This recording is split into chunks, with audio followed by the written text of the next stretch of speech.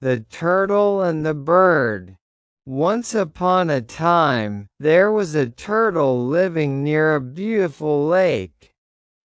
The turtle walked slowly and watched the birds flying in the sky, wishing she had wings. One morning, a little bird came near and said, "Why are you sad?"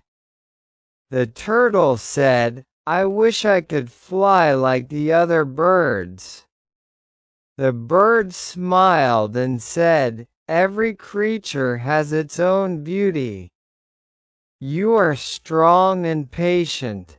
The turtle was happy with the bird's words and learned to be proud of herself as she is.